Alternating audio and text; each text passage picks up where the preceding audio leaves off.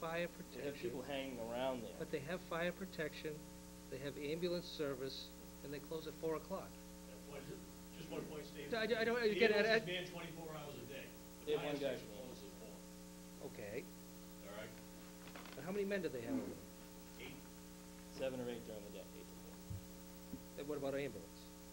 ambulance, Say- whatever it takes to run the thing 24/7. One person overnight. So if they have a medical emergency, the one person takes the ambulance and goes and starts to assess the patient. They do a callback, man, an engine to go with the ambulance.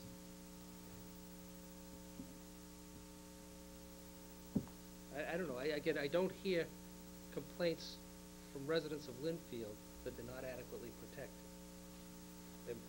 But again, and I haven't done a full analysis here. I mean, is there something in between here where we can, it doesn't appear as though there's anything in between that we can do in They're order waiting to longer than get the to. North- They're waiting longer than North Reading residents for adequate help.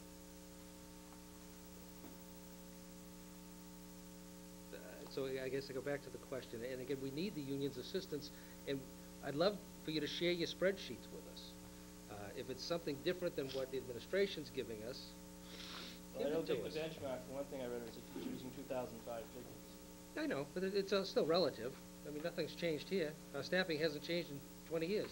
Every fire department is contracted, base pay to me is what you make before you work overtime. Right. And every fire department has a contract it's broken down differently. Some departments get night differential, some guys get more for EMT, more for education, less for longevity. Add them all up, now you're comparing apples and apples and not apples and oranges. Yep, that's fine. And there are peer departments, Mr. Misery talks about, well, what exactly is a peer? Well, I would argue that North Andover and Andover are not peers, because Andover's probably running 20 guys a shift. North Andover's probably running 11 or 12. Reading's going as of January 1 to 11 men, 10 men minimum. So drop one before they bring in an overtime guy. We're 4. We haven't grown. Right. But there are communities in it. Ashland, for one, is running ALS. They're running 5 people a shift, so they're very similar to us, very similar to call volume, population. I don't know much about the demographics. But, you got other communities like Medway, where Greg used to work. They do 400 calls a year. That's a quarter of what we do. So that's a pineapple,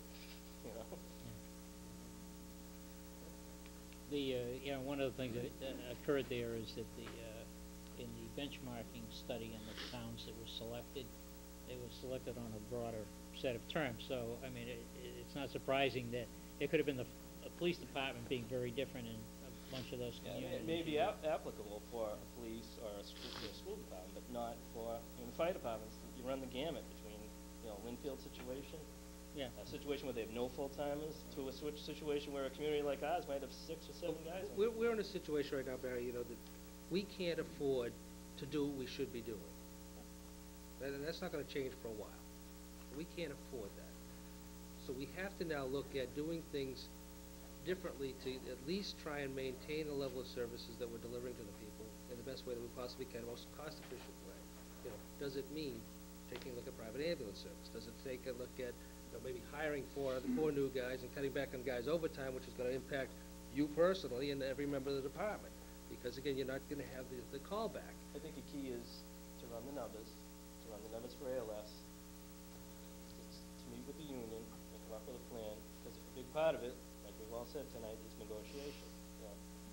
Folks are going to want to be here, we're going to want to be here, and we're going to meet in some of the middle, but at least once we meet in that middle, here's where we go from here, here's what we work to achieve.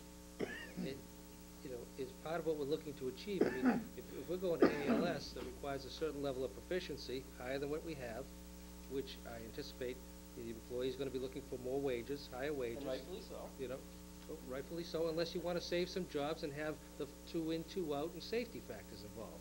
So, I mean, there's a cost associated with that. So if you're really overly concerned with your safety, then, we go to ALS, generate the additional revenue, hire the additional people, and get you safe when the box is run.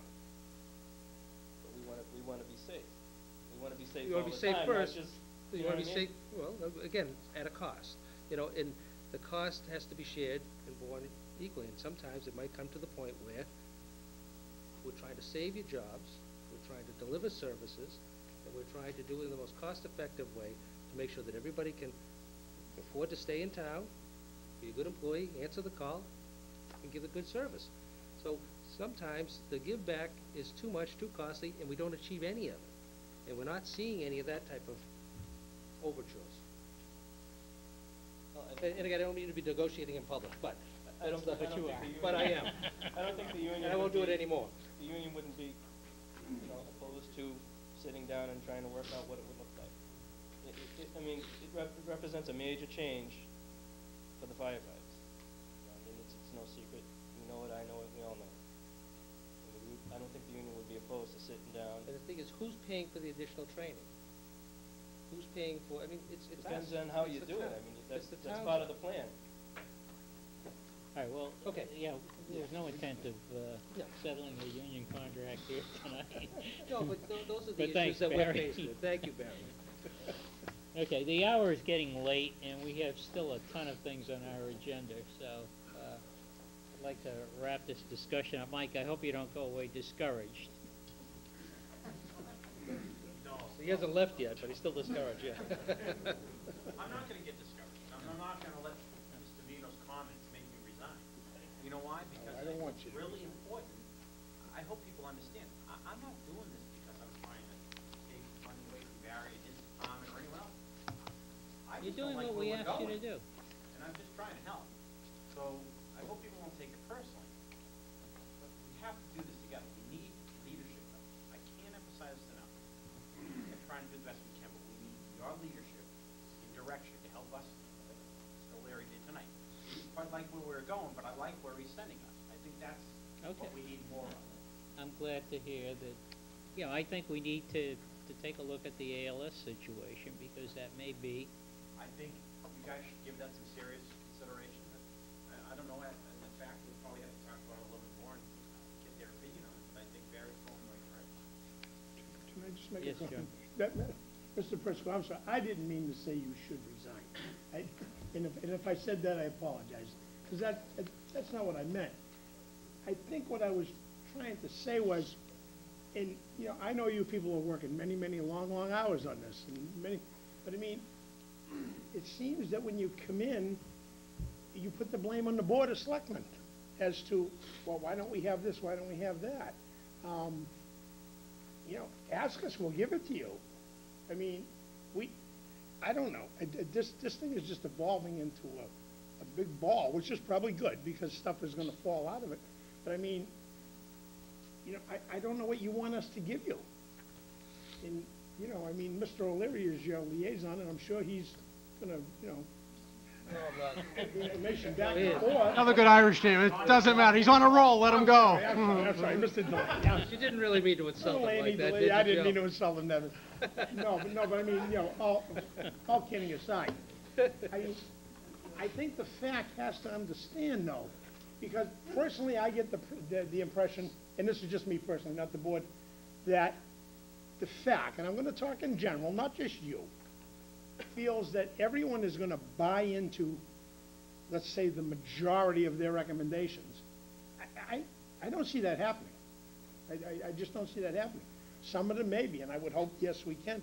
But, so I don't want the fact to be upset, thinking that, Mr. Vino doesn't want to hear anything. Just the opposite. I have fought for ALS in this town for years. I think it's a great thing. And so, I mean, I am open to suggestions, but I just want to be as clear as I can that you're gonna come up with a lot of ideas, and maybe good ideas, that the board's not gonna accept. And I just think the fact has to realize that, and I think you do. And that's fine, and as long Yeah. as you can accept that when we get into a $2 million deficit in 2010, you have solutions on how we're gonna get this town through that storm. Well, will I personally have the solutions? No, probably not. But I mean, we'll just have to work our way through it. Again, as Mr. Messeri elaborated on very eloquently an hour ago, we have unions. You don't deal with unions. I don't know if you do or not, but we have unions. We have to deal with unions.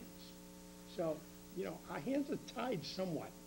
I mean, we can't just go in tomorrow and say, okay, everyone's off on Friday, we're not gonna open the building. Can't do that. I mean, I understand what you're saying. We have a problem. We do.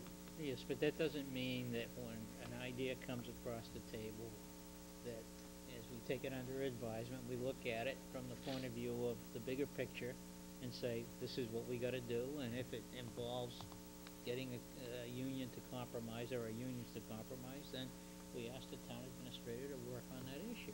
I couldn't agree more. Okay. I couldn't agree more. I just don't want people getting upset Well, when it doesn't happen. all right.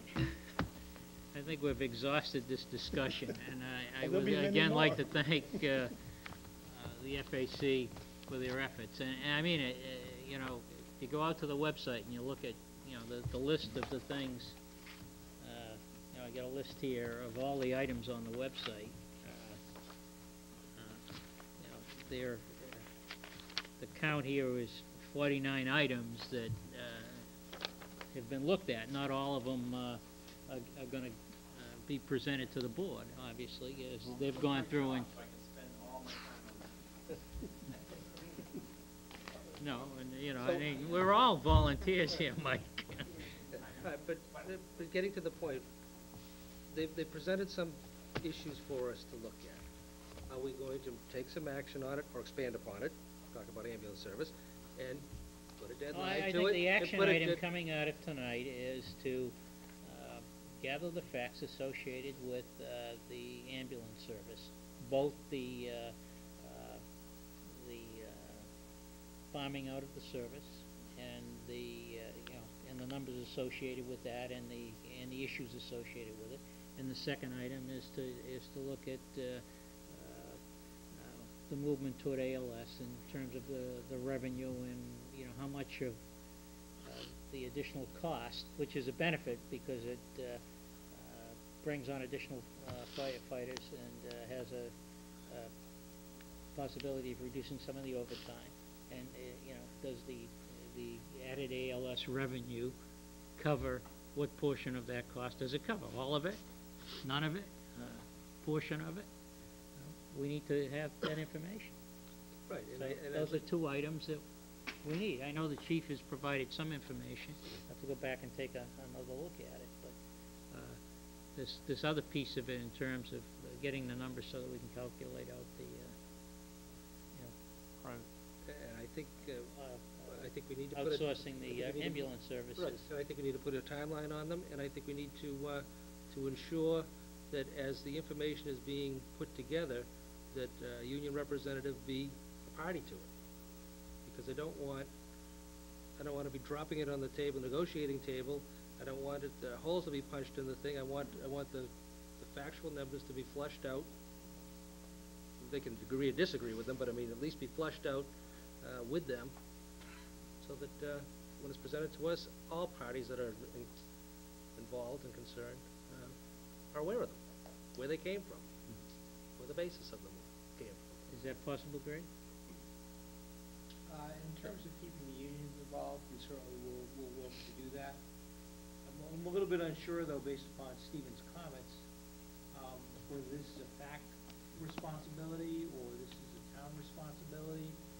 I would appreciate a little bit of clarification in terms of who's gonna do what. Okay, well, I think what's been presented to us tonight, you know, is raised some issues in discussion, and there's some additional information that I think the board needs associated with making some kind of a decision. And, Therefore, it you know, shifts to the administration. that information, I think, comes from the fire department. Well, Mr. Chairman, my only comment is, I haven't received any information yet on the private ambulance service.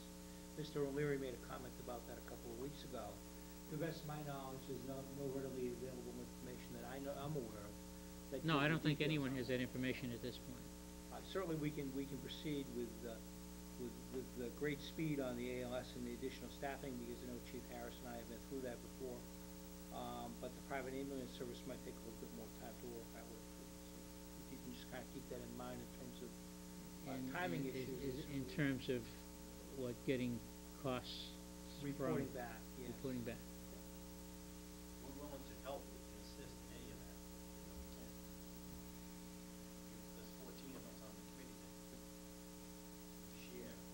Well, what would be helpful then is to is to maybe contact some other communities that are using private ambulance service and find out what those contracts look like.